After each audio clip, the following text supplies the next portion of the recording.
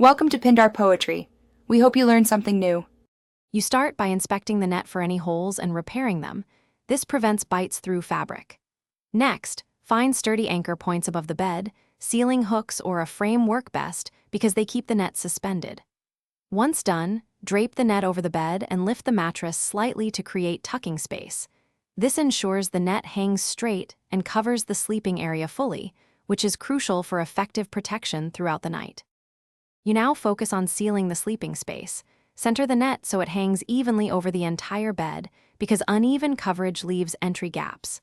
Next, tuck all edges securely under the mattress or anchor them with weights. This prevents mosquitoes from crawling under. Make sure the net does not rest against your skin. Airspace of roughly 6 to 12 inches reduces mosquito bites through fabric. Also, check zipper or opening orientation so you can enter without creating a new gap. You finish by adopting good habits. Always enter and exit through the same sealed opening so you don't invite mosquitoes inside. When laundering, wash gently and avoid harsh detergents. If your net isn't factory treated, retreat with recommended insecticide according to instructions because treatment restores protection. Once dry, store the net in a clean, dry place. And if something goes wrong, like persistent bites, inspect for tiny tears or gaps first. Repair them immediately, and check that the treatment is. Thanks for watching. Consider subscribing if we helped you.